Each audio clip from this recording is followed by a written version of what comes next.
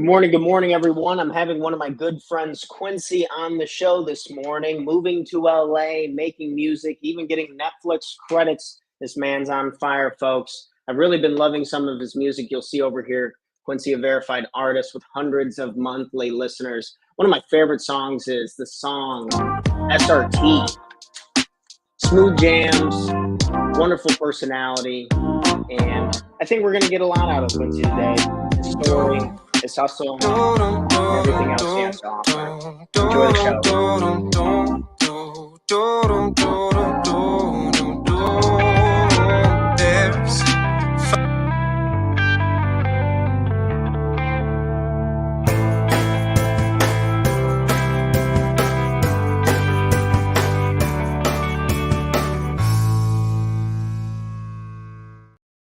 Good morning, everyone, and welcome back to another episode of the Talk to Aaron Morning Show, where we go over tips, tricks, ideas, and exercises that'll make you the absolute best person you can be, not only for yourself, but for the people you love and care about most. Everyone, welcome my friend Quincy onto the morning show. Good morning, Quincy. How are you doing this morning? Good morning, Tanner. I'm doing well.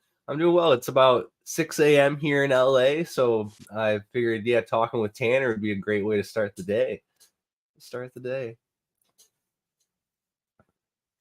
6 a.m. is pretty early, and but no, I really appreciate you coming out here. I think this magical story of moving from the Midwest to the West is always really inspiring to people. Usually what it entails and the opportunities. Every time I get a chance to go out there, it's so beautiful. But it sounds like you've already lost your Midwest skin. Like you were talking to me, you were talking about it's being a little cold the last couple of days. Yeah, now it used to be you could walk outside and be like, oh yeah, the wind chill, it's like a -10, -15. Now it gets around 50 degrees, and I'm like, oh, it's so cold. It's cold out here. And yeah, so I lost a little of that, but yeah, the journey out west has been interesting. It started in New Mexico, and then I gradually just kept going. I don't know if I'm going the right way, but I kept gradually going more west until ending up in LA. So I figured if I continue to go west, I guess at this point I would end up in Japan or Hawaii. So yeah. New Mexico, what was there? I've been to Santa Fe one time. It was really artsy. It was really beautiful. I guess I wasn't there very long, but what took you there?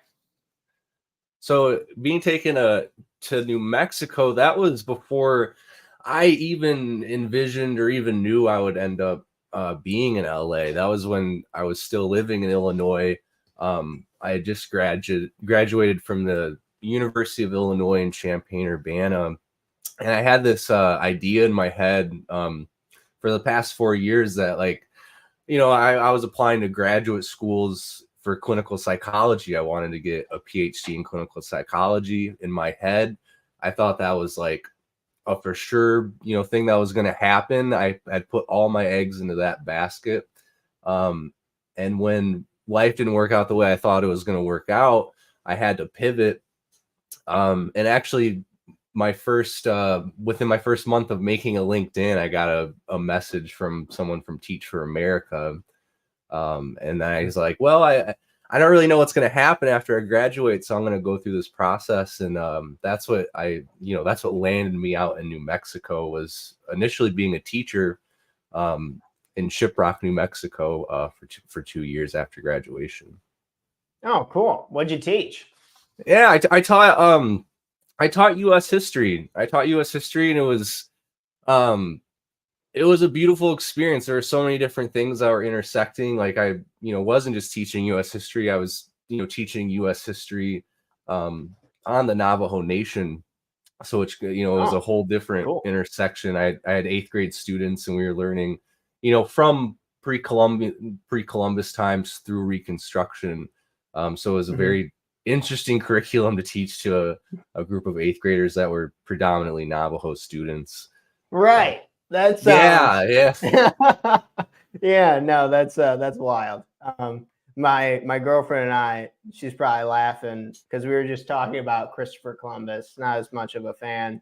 And I think history is so interesting on it because, man, that stuff is, a lot of it's really horrible and dark and stuff. But I still find it really interesting and like how people manage to make all that work and like live. It's crazy what we can be used to if that's what we have. Yeah. Or just to think about, I think we were talking about it earlier, how in the, relative to time, how things really didn't happen that long ago, that, some of it, especially the US or American history is pretty fresh, especially in the context of like all of human history, the world history. Yeah, it gets deep. Are you still into history at all? I am. I still have my, I still have a part of the, I guess, we'll get in this, but part of the LA hustle is, you can't just have more than one. You can't just have one job, initially when you come out here. You're kind of doing a variety of things. So one of the things I stayed close with was education, but more of on a private family by family basis. So I still work with history, still work with all the different subjects, specifically at the high school level. I work mostly with high school students now that are very bright, but maybe need more guidance finding the motivation to learn or finding that love of learning, kind of stuck in the high school apathy stage, and they need kind of someone goofy and fun like myself to kind of pull them out and be like, this is fun stuff, let's get into it. Yeah. No, you have a charming personality. I'm sure that helps a lot. What's some differences that you've noticed between like the education out west, say where you're at now, to like what you grew up with here in Illinois? Anything you notice? Yeah, I guess it all starts, shout out to my parents. They are always very involved with my brother and I's education. And one thing that they, I'm actually repping it right now, Newman, I went to Newman. My parents are very it was very important to them that my brother and I went to Newman. So I did go to school through kind of this private, more religious scope. So the curriculum was definitely different. When my first introduction to public school was internships at Champaign-Urbana through an alternative school, and then going directly into the public school system. It was a big shock, especially if you start to break down those different systems, because I've taught now in New Mexico and Phoenix, and I've done education work in California. So seeing the difference of resources just between those different areas, like the Navajo Nation compared to downtown Phoenix, compared to an individual family setting in like Beverly Hills, California, those are all all very different families with very different means of living. So it is interesting to see how just resources play such a role in the quality of education in an area, or even for an individual student. When I went the last couple of times, I got to go visit our mutual friend, or if you know him, Logan Rippey. He lives out in Mammoth Mountain. And when we were coming into LA and we were kind of exploring and checking out a lot of areas, it was surprising to me how isolated the really nice resources that you're talking about were. Like there was a really nice college campus, and then outside of that was just massive areas of what reminds me of like small town Illinois.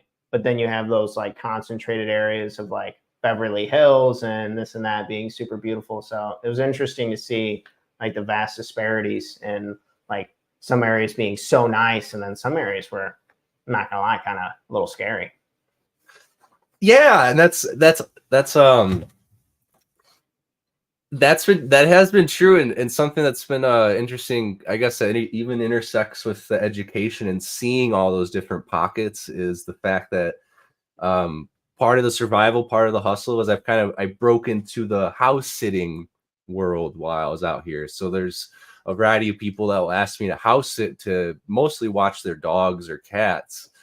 So that's taken me all over, like to different neighborhoods to be like, oh, this pocket's really interesting. Like they have this in this neighborhood, or then they go to this neighborhood and be like, okay, this neighborhood feels a little different. But it's like every 10, 15 minutes you drive, you're in like a whole different pocket, which they would call a whole different hood, like a whole different culture.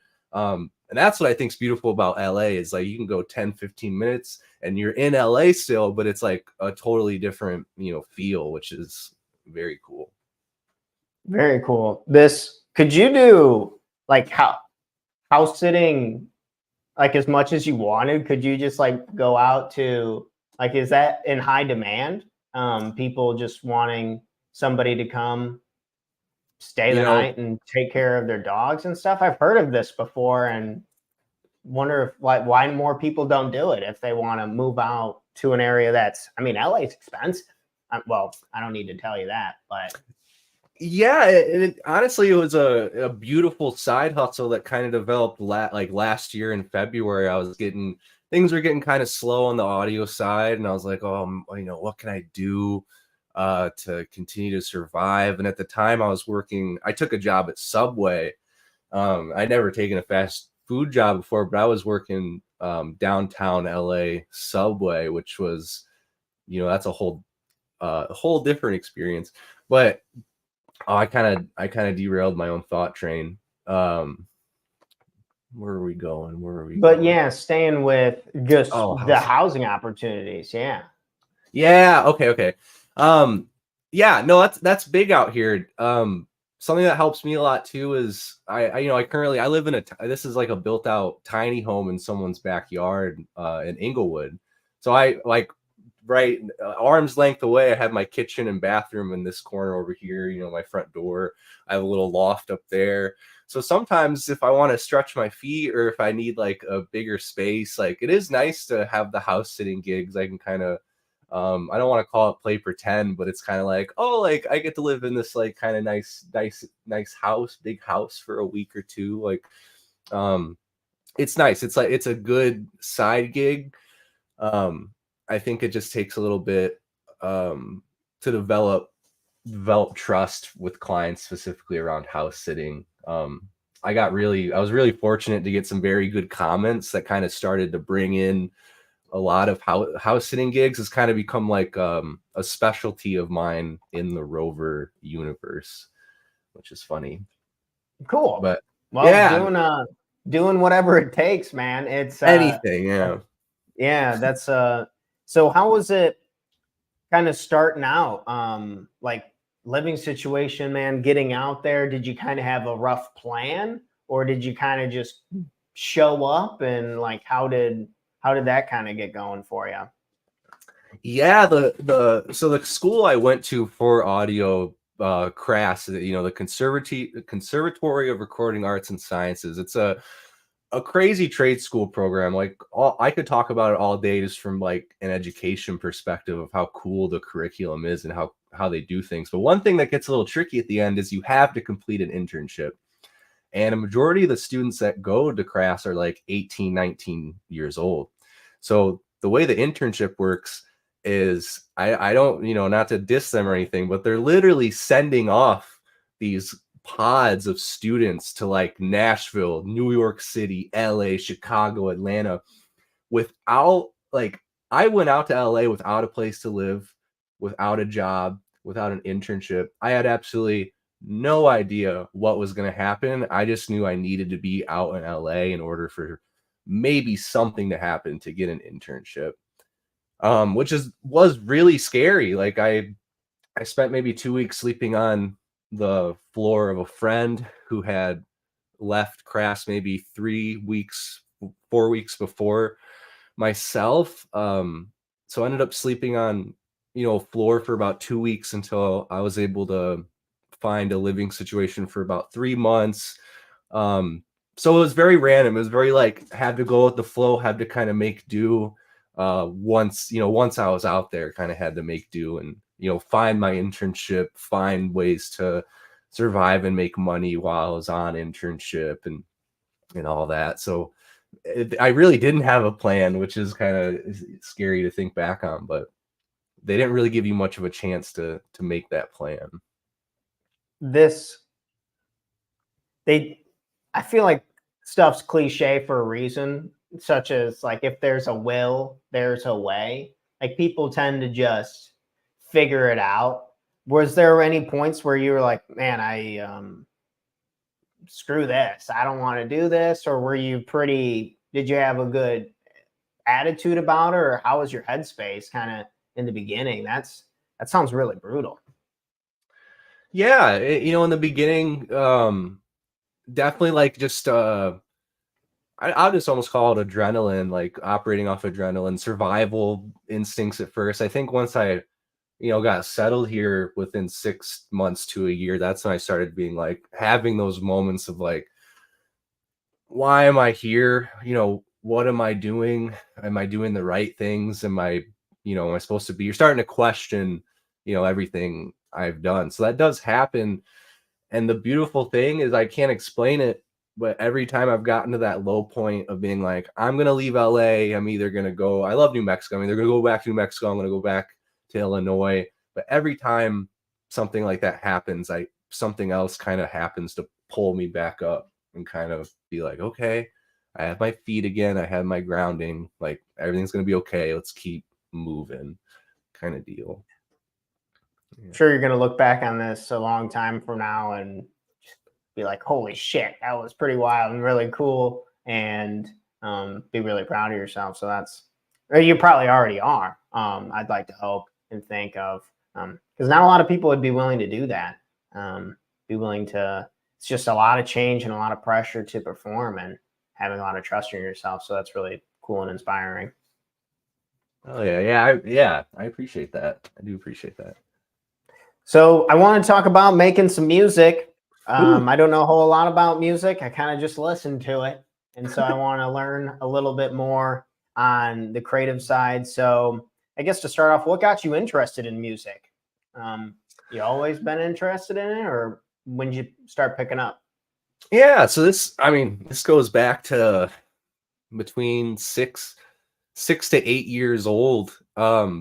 I've always loved singing. I started singing.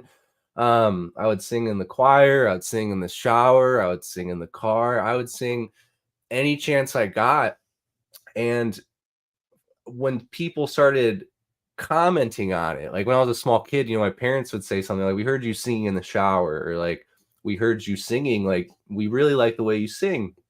And for some reason, when I heard that, or there was just a chain of events that happened when I was a kid that kind of made me very hesitant or reluctant to sing or to explore that. And it took years. It took years of like, in high school, something I did to like purposely challenge myself. And thankfully it was easy because all my friends had joined as well, but doing theater, doing the musicals. I did 2 musicals at Newman, and that was mainly for me to hopefully find some sort of comfort in singing in front of people. And it was cool to actually finally get to do that. I remember specifically there was a teacher, shout out Paul Magnifi. She's a English teacher and speech teacher. But I remember the first time I sang, I was watching how people were looking. I was watching their faces, and people were pleasantly surprised. I'll never forget, Mr. Mag's reaction. He was like, "Wow." He's like, "I had no idea that you could sing." And then from there, I've always written as well. I've always liked to write, either journaling, trying to write poetry. So it all really started on a more singing and writing basis. And then I guess fast forward a little bit through college, I still had this desire. I got into like rapping. I know our mutual friend Shane Allen, his cousin Anthony Garcia. That kind of started. We would just we would have fun, hang out together, and we would freestyle. And I really enjoyed that. I've always enjoyed listening to rap. I enjoy the stories that are told, the technical aspects of like a flow, and how to like break bars down, and wordplay and syllable count, and all those things were very interesting to me. But I still, didn't have like the direct push or something. There was no catalyst yet that really propped me into it until later down the road when I finally started teaching in New Mexico. We had to go to Oklahoma. They made us fall in love with New Mexico, and then they sent all these 22-year-old, just fresh faced, just graduated college. They sent us all to Tulsa, Oklahoma for a 3-month training where we were then back in like a dorm room setting, which is really funny for me personally, because I went to SOC for 2 years, so I never got like the dorm room experience. So I was like 22 in this dorm, and I'm walking along, and I noticed one of my roommates, one of my new friends in TFA, he was working on GarageBand. He was just kind of dinking around. I was like, "What are you doing?" And he's like, "Oh, I'm making like a beat on GarageBand." I was like, "Oh, it's really cool." I was like, I'll freestyle sometimes, or like I like to rap and like write, and that's what kind of blew it up. Because then I met this guy Joseph Hasseltine, and we've made a lot of music since then. His name's Cup of Joe on Spotify. But we started going through the growing pains together. We bought an audio interface. We bought our first microphone together, and we started like figuring out how these things work. And there were times where like we'd get so frustrated just by trying to get signal through the mic that we had to like get up and like take a walk, or like we need like a break from each other because like we're getting frustrated over the equipment. So then all these growing pains are happening. And then it kind of comes back to, hometown friends, hometown connections in the midst of COVID. COVID had hit. I had this realization of like, after I finish my master's degree, I'll be 22, 23. And then what do I do for the rest of my life? Do I teach for the rest of my life? Do I like is there anything else that's like calling me? And it turned out that was music. I had a hometown friend, Alex Strum, who grew up in Dixon, and he went to Crass, and he had actually been helping me, mixing and mastering my music before I went to school to learn how to do it. So I started going there to record, and when I was home visiting, I would, either send him files or I would record there, and they would, help me get my music out. And then finally we had a talk, and it was decided like, hey, I went to Crass, like you should check it out. Like you should check this school out. And, through the guidance of Strum, ended up going to Crass and really finally taking this deep dive into music, releasing songs, and yeah, it's I'm so happy. And I'm now actually thinking about it. I'm just so happy that even though it took years and years and years, like I always think back, or I try not to, that I wish I had been writing and putting music out that whole time, even when I was a kid, all the way through high school and into college. But looking back and like seeing the way it all happened, I at this point I wouldn't have wanted to have happened any other way, because I know it's unique and special for me and how this all unraveled. Yeah, creating the person who you are today, it's a really cool story, man. The being able to collaborate, have fun, be engaged and interested. I mean, you've been in it since you were little. I'm kind of curious, do you get a chance very often to kind of look back and reflect on everything you've done and how far you've come? I feel like it's so easy to have such a fast-paced life that we're just on to the next, on to the next, on to the next. Do you ever take the time to reflect, or is that not very common that you notice for people you're around? Or Yeah, I think progression of moving, because Shiprock, New Mexico is it felt like the Midwest. It was very rural. And then going to Phoenix, that was my first experience with a city. Now this is an even faster city.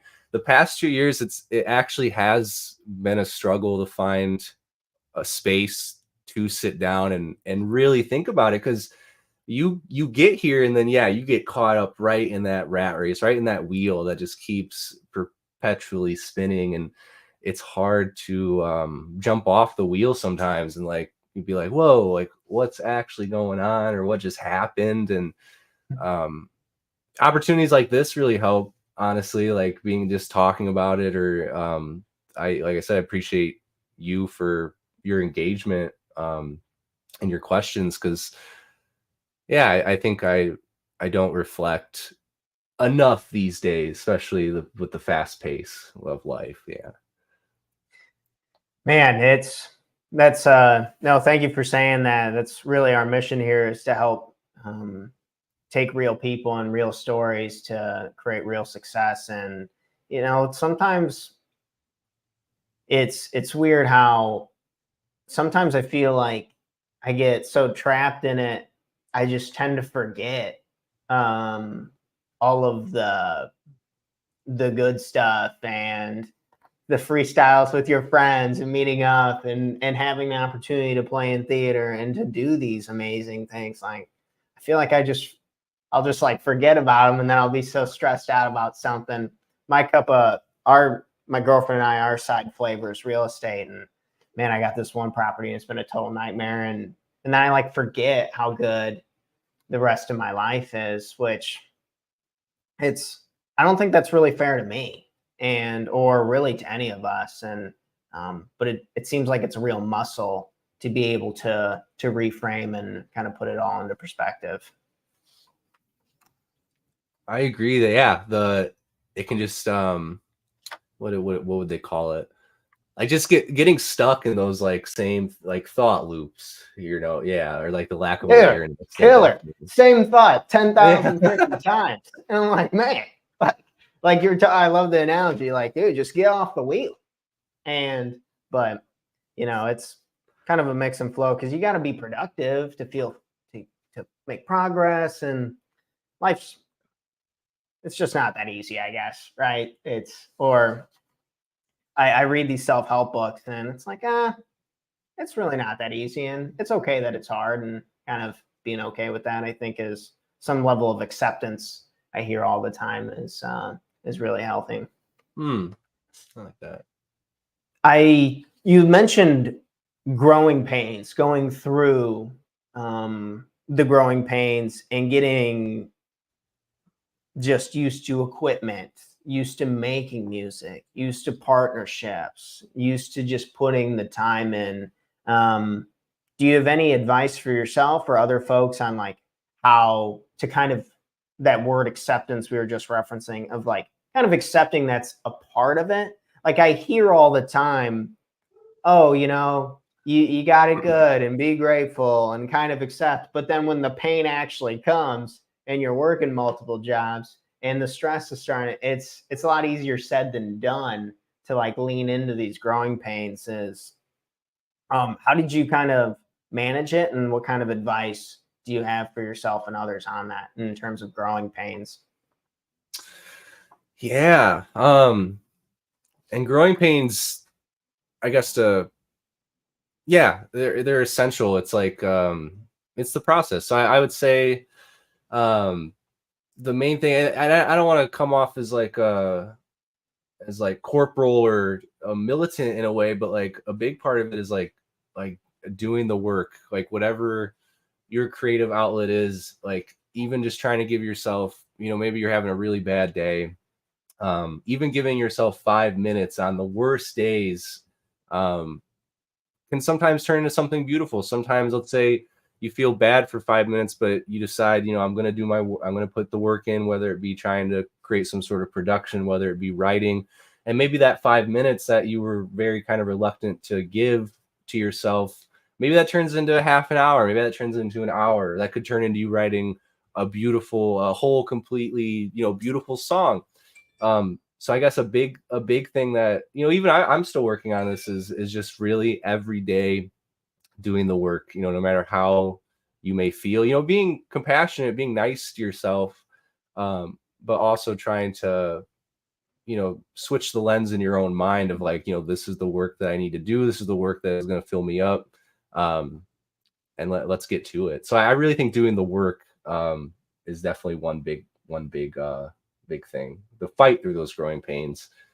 And I wouldn't be able to go through the growing pains without a network of support, having like a strong network of support. Like I talked to my dad and brother, you know, every day. And this is, you know, support outside music. You know, I can talk all day about music with my brother because he plays guitar and everything like that. But I just know that's gonna fill me up, or having that network of support, knowing I can talk to my dad or my brother, and then also having a network of support of individuals that are experiencing similar things as you. Like I have been grateful and lucky to meet folks out here that are like, for example, I'm an audio engineer that wants to make music. I've met audio engineers that want to be voice actors, audio engineers that want to be videographers. So that's been very helpful too, is like, I've met a lot of people that are doing audio engineering. They, you know, they love doing it, but they also have like something else creatively that they're doing on the side that really fills them up. So that helps for the growing pains, having a network of support. Yeah. I like this idea of, yeah, taking the 5 minutes. I feel like we're worth 5 minutes. You know, are you worth 5 minutes to take a break, to recenter, to lean in and kind of build that muscle of, whether you want to call it willpower or control or just realignment of, but yeah, it's starting it seems like just getting started is always the hardest part. And then once you kind of flip the switch and you like lean into it a little bit, one of my favorite TED Talks, this guy's just talking about like these growth rings, and another cliche saying, go figure, but just like leaning into like that growth comes from the discomfort. And you kind of don't really you have another option, but it's not the option, I would argue, that I really want. Like, you don't have to feel the pain. You don't have to go through the growing pains. You're just going to feel pain on the back end of not feeling really fulfilled or not feeling really proud of yourself. So it's kind of, you don't really you got to pick. You're going to feel uncomfortable. It's just, how do you want your discomfort to come? Or how do you want your pleasure to come and stuff? I'm sure. I'm curious, after you released your first song, what was that kind of like for you? Was it like a euphoric state? Was it, I'm ready to go on to the next? Or have you had one of those like really special moments, like in music, of like, holy crap, this is for real, and this is growing into something really beautiful? Yeah, I think the first song was a moment like that, because like I said, I'd had this like internal conflict. I guess, to put it, like, I wrote maybe my first song at like 17, 18, 19. I didn't release any songs until I was 23. So I had been writing things for years. And so to get that first one out, the first song was called Grateful. And then it was produced by another Dixon friend, Brendan McCrory, and then mixed and mastered by Alexander Strum. So that felt really good. And then there have been moments of just like, it's so hard to explain, like, because the music to me is like it is an extension of myself. It's an extension of myself at different points in my life. So sometimes when I choose, because I listen, I have to listen to the songs over and over. So by the time they're out, like, I never necessarily want to hear them again. But I do from time to time plug myself back in to my own music and listen and like think where I was, what was going on. I guess two examples really quick are the song Floating Away. This is a time when I had first started my journey on not drinking. I just, for me personally, me and alcohol don't really have a good relationship, and that relationship has been very strictly severed. And this was years ago, and I remember it was that made up Midwest holiday before Thanksgiving called Blackout Wednesday. And I went out with my friends, but I didn't drink. I stayed sober, and I was very proud of myself for doing it, because that's such a charged up drinking day. But it was around 5, 6 in the morning on Thanksgiving Day, and I was at Strum's house, and he has all the recording gear, everything like that. And I was just chomping at the bit to record. I just wanted to keep making music, and I didn't want to wake anyone up at 6 a.m. So I recorded the whole song Floating Away basically at a whisper, at 6 a.m. And then when, everyone woke up the next day, I was like, hey, can you check this out? I did this last night. And even at the time, they're all kind of like, whoa. They're like, this one's different, or this one's different. It's been my, biggest song, and I'm very proud of it. Because like I said, it came from a place of of discipline, of being uncomfortable that whole night around people drinking and not drinking, and then producing something beautiful that came from me. That felt very good. And then the last moment I can think off the top of my head was the song SRT. Those belts at the end, like those high belts at the end, it almost was like a football touchdown pass. My friend Nick was recording me, and he was like, just belt it. He's like, you can hit this. He's like, just get it. And I felt it as it was coming out of my mouth, and I was like, oh my God, I'm doing it. And I remember that felt so good, because I had never been able to get my voice to do something like that. And even to see the years I've been singing, taking like vocal lessons, like just seeing what my voice can actually do has been also a very rewarding part of the journey. So there have been definitely moments of just unexplainable beauty that have come from that. Yeah.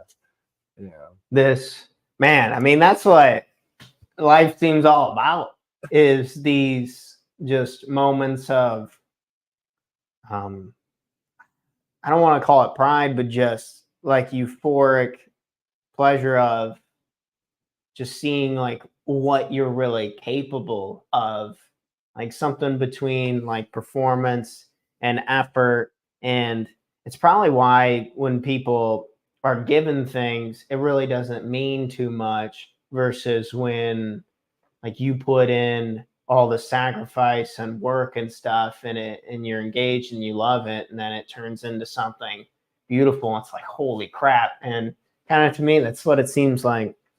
That's why it means so much. No, it's really beautiful, man. So I wanted to kind of segue into just like work-life balance and kind of where you're at with projects moving forward. So you talked about your audio and music stuff slowing down. You need to like keep working. You need to keep. Do you have a chance? Would you say that you have a balanced life? Or are you kind of all in, or how do you feel about work-life balance for yourself? That's tricky. That's tricky, because I try to have separate moments, but sometimes I feel like it all intersects. Like like working on my own music, or like the audio, like that, it feels like a mission, it feels like a journey, but I don't really see it as work. So it's very interesting in that regard. But then things like when I watch dogs, right now I'm training for a marathon at the end of February. I've been training. Oh, good for you. Cool. But like one thing I have to do is like, if I have these dogs, it's like, okay, I have to like run 10 miles, but like I got to take the dog with me, or like the dog has to run too for a little bit. So it's like I always had to be thinking of I guess I have my hand in so many different things for survival, that sometimes there does seem like to be a intersection of this life and work,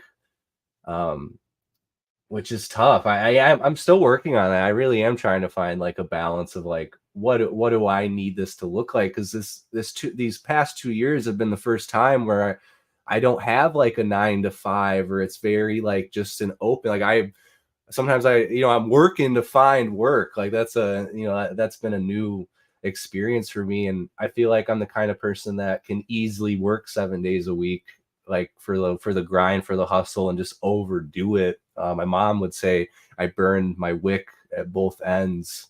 And I still do that a lot. I have a very hard time not doing that. And I have experienced burnout. I have experienced like writer's block or creative block. So right now, as I say, there's really no balance. I'm working on that. In a very delicate and graceful way, because I also have the tendency to not be very kind to myself on these kinds of things, or giving myself grace, to have to have pleasure mixed in with the work, and like kind of having those separate, times, or making that a separate time, that can be very difficult for me. So it is something I'm still working on. But it's tough. It's hard. Yeah. When, you're setting your goals, you're moving things forward, and the cop out lawyer answer, it all depends on the person or whatever. I think there's no right way to do it. There's only your way of doing it. And if you're young and you got energy and you like working and stuff, I don't see there's anything wrong with it. I think for a long time I'd read all these self-help books and I get all charged up on making T-Dog the best T-Dog or whatever. And I'm like, oh, then I gotta take a break at this time and then do it at this. And like there had to be a set way. And like I was kind of fighting myself on it, but I don't know. It sucks from like a coaching standpoint, because I can't ever tell people like, oh, just work till 4:35 and then start at this. And because it's like, you just have to figure it out for yourself. And I'm so happy you said that last remark of just being kinder to yourself. We talk about that on this show a lot, and all this fancy foo-foo bullshit about life and doing this and that. And that's like what it always just circles back to. It's just like, dude, you can work. Just if you're tired, understand you need rest and don't kick the crap out of yourself. I feel like I do. The world's not after me. It's like I'm after me more than anything, and yeah. So it's being kind to yourself. That's so beautiful that you're already recognizing that at such a young age. Yeah, and I had to say, I mean, I still feel like we are part of the generation that's going to break this. But like, besides my networks of support from friends and family, I also take the time to, talk to a professional, once a week, to find more strategies, to like a therapist to continue, like, how do I continue not to drink, or how do I continue to move forward with, other things that, I've struggled with throughout my life. So that is another, I wouldn't be here without that as well. I have to tip a hat to that. And then one thing, going off of the kinder to yourself, this is actually Cup of Joe, one of my creative partners and good friends, told me about having a brain bouncer. So those negative thoughts come in like, you're not going to make it in LA. You need to go back to the Midwest. And then my brain bouncer comes in, who I've envisioned as like this jacked brain neuron, who will then take that thought and remove it from my brain because it doesn't serve us. So I've really been trying to develop my brain bouncer of someone who stands in my head and make sure, negative thoughts don't engulf me too much. Beautiful. Let them go. Throw them out. Get them out of there. Yeah, that stuff's poison.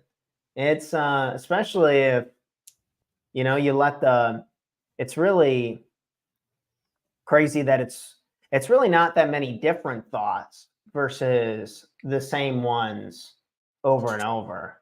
And I love the metaphor, the brain bouncer. That's cool. What are some other takeaways that you've gotten from like working in therapy? Things that surprised you, or things that you like about it? Yeah.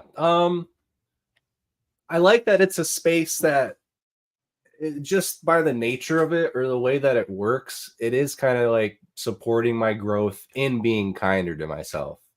Like I mean, I'm sure with your clients too, like it's a very big, like, foundational base. But that was something that's very important to me, is like to be in this space, to know that, the individual I'm talking to, the professional, is not judging me, and that there's really no reason why I should be judging myself. Like, it's very open.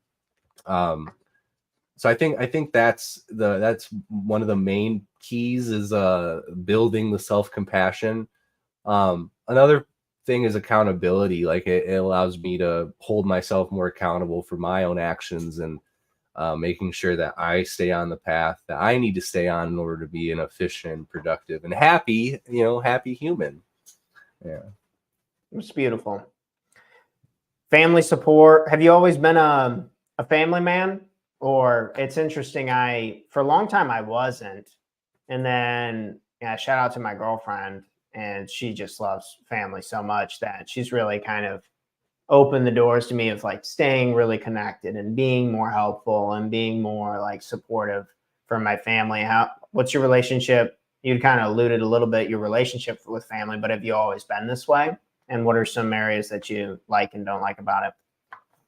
Yeah, I guess one thing right off the bat I don't like is, we are all pretty spread out. I'm here in LA. My brother's in Albuquerque, New Mexico, and then my dad's in Dixon, Illinois.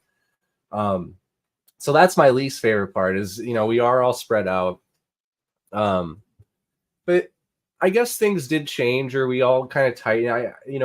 When I was at U of I, we lost our mom, or my mom had passed away, and that was something I think that was hard. I mean, it was hard for all of us, but we were the way our family way our family operated is, my mom made all the decisions. It was definitely a matriarchal household. My mom called the shots. So once when she passed and it was just me, my brother, and my dad left, we were all sitting there. We were kind of like, oh, we're what's left. Like we were all kind of joking about that.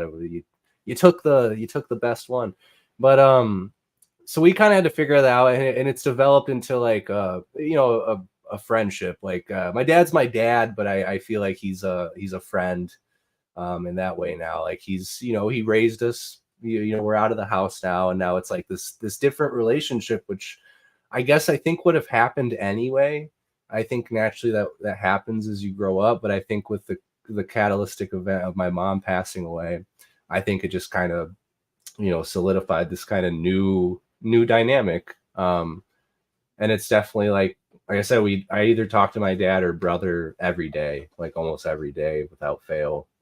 So very, very close to my immediate family, and excited. I do have to say excited to get to know more family. My actually, fast forward this last June, my dad remarried to my stepmom, and now I have a stepbrother, and kind of a new layer element of the family. So that's been cool to explore, and get to know my dad, my new stepmom, and my dad's wife, and my step siblings, and things like that. That's beautiful. That really is. And yeah, thank you so much for sharing. And we can go as little or as much into it as you want. I think this is really, really inspiring. But how would you say that, with a parent passing, how you kind of changed as a person, and what are some of the things that kind of like change your perspective on life in general? Yeah, it was never a good time for that to, yeah, it was awful. No, it definitely was. It was tough for the family, but I was at U of I at the time, and this is the same time where I had all my eggs in this clinical psych basket. And so as I'm applying for all these things, writing for scholarships, trying to get in the door, my mom's been sick this whole time, and it did get hard. Sometimes I didn't want to go back to college. I'd be like, I want to stay here, because I could tell my dad wasn't the best at letting us know how things were at certain times. I don't blame him. It was hard to say, hard to bring up, hard to talk about. But I think I was losing my thought train again. Oh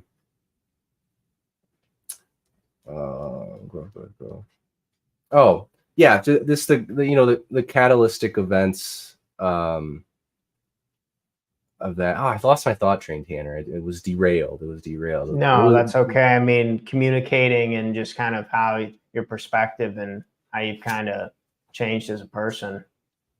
Oh yeah, okay. Yeah. So that after put all my eggs into one basket, when my mom passed, I got denied. That's when things kind of changed as a person. That's when I started realizing, like, because in my head I had always thought, like, I'm just gonna go to school, I'm gonna move back to Dixon, Illinois, I'm gonna get a house there, I'm gonna get a job in Dixon, I'm gonna live in Dixon. And then after that, like, yeah, I just felt like something had been ripped out of me completely. And that's when I was like, I need to go. I just need to go. I need to get on out of here. And that's all what's led to this though. So that's what like I don't try to think about this too often or get too deep into it, but I do think like, what if my mom had not gotten sick or had not passed, you know, where would I be today? Or like I do think about that. I would love to have her, you know, here just to talk. But yeah, it's weird to think about how that was kind of a catalytic event that led to this, to where I'm at now. Yeah, I mean, it's a pain that words would never be able to explain, or it's a whole thing. So I really do appreciate you sharing that with us. And this kind of seeing it as an energy or a motivator, or just life being crazy and life doing what it will into driving you into where you are doing what you're doing. And I'm sure you can, like, if we flash back all of your memories, it'd be like, holy shit, dude. And just, but no, that's it's like you were able to kind of turn one of the deepest pains humans can feel into like a legit superpower. And in carrying that, I'm sure she's, and you already know this, that she's incredibly proud of like the man that you're becoming now, which is awesome. Thank you. Yeah.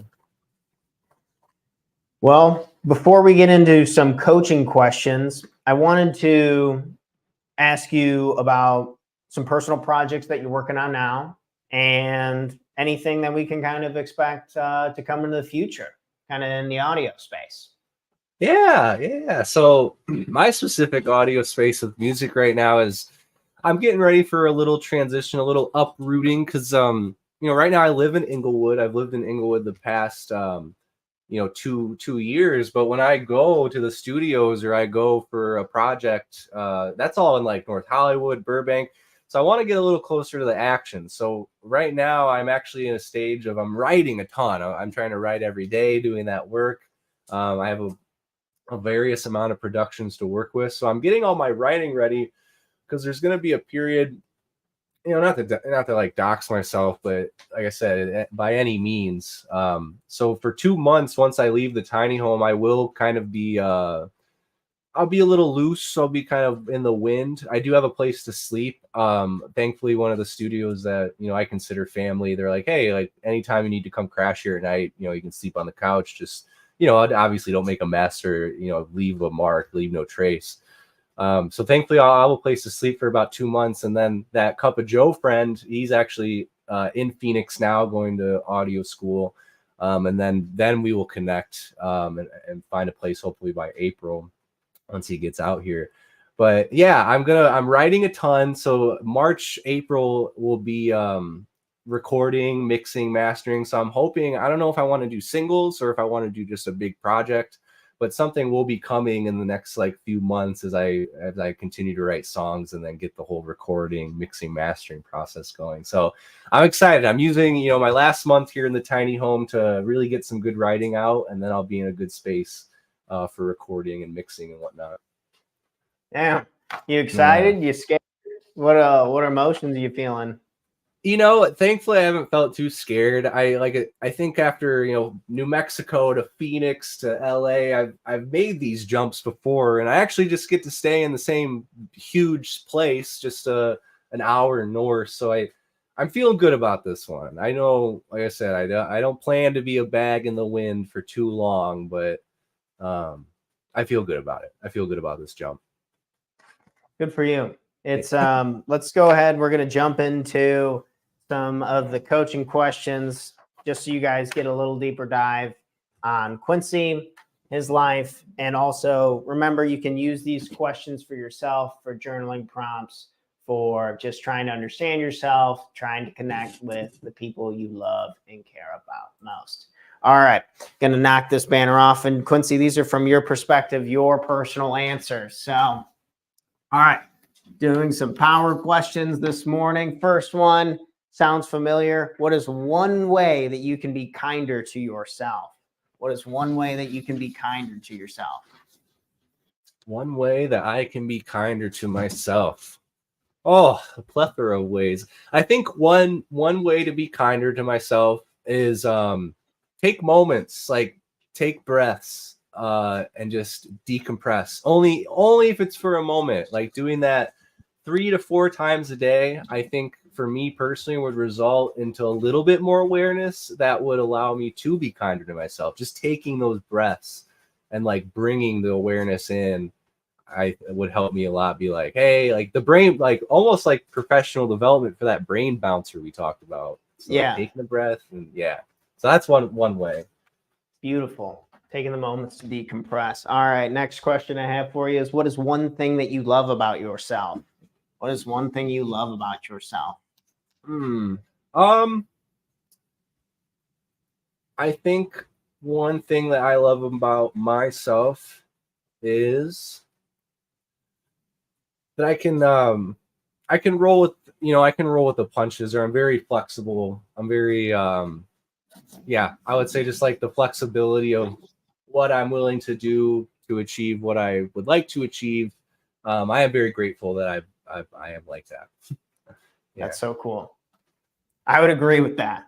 You're a wild man. You're doing a lot of things a lot of people would never be willing to do. What is one thing you want to celebrate at the end of this year? What is one thing you want to celebrate at the end of this year? Oh, that's a great one. One thing I would like to celebrate at the end of the year is, I won't be too hard on myself if we don't get there. I would like to celebrate a sense of stability. I would like at the end of this year, 24 going into 25, I would like to feel a little more stable. I think stability would be something to celebrate at the end of Is the that year. income, housing? What do you mean by stability?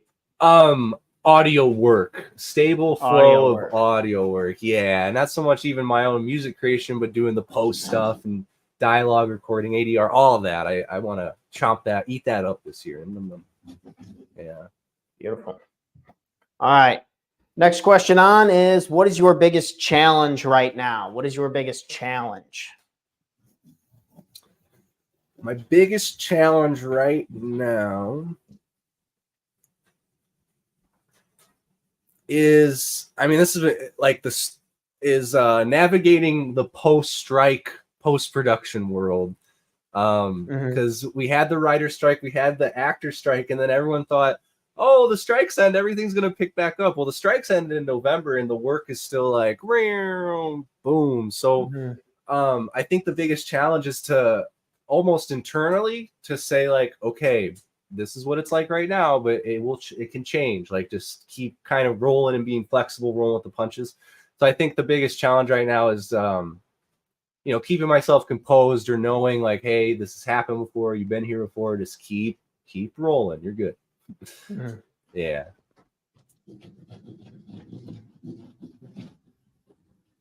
All right. Last question for you, my man. What is your number one goal? The number one goal is to be happy. I know that's cliche, but like, I want to be happy. I know things are like really wild, and sometimes life can get very, manic and uncertain. But and for the most part, I am happy. But I think I just want to work towards, no matter where I'm at, like always having this, the sense of happiness, gratitude. So I guess that would be a kind of a number one goal, is like move with this almost this aura of happiness, of gratitude, even if you're having the worst day of your life. Like, be grateful, because it didn't have to be me. Like it doesn't have to be you. When thinking of opportunities, like a piece of advice I got from a voice actor who walked in, and she says every time before she steps in the booth, she says, this didn't have to be me. This could have been another voice actor. This didn't have to be me. So my number one goal is to ground myself in that, this didn't have to be me, and to be happy with where I'm at. Yeah. Grounding. Yeah. Beautiful. Happy. I feel like it's almost, because we're going to feel sad we're going to feel angry. We're going to feel like fear. It's like we're going to feel these emotions. I was shout out to Dan Millman's book. I really like his book, Everyday Enlightenment, but he talks about how emotions are like the weather. And we can't really, if you wrote down the emotion you were feeling at any point throughout the day, you would just think you're insane because they just come and go and there's such a wide range. But the object trying to be like just accepting of the emotions, and then as we accept them, then we kind of tend to lean back into this like joy, gratitude, and so many things that you're talking about.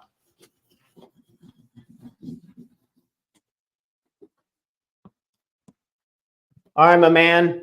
We nailed these questions, folks. You can always come back to these questions, rewatch them if you like Quincy's answers, use them as inspiration, chatting with other friends, family, and also working on ourselves consistently, because it's all about making progress and enjoying life and what it has to offer.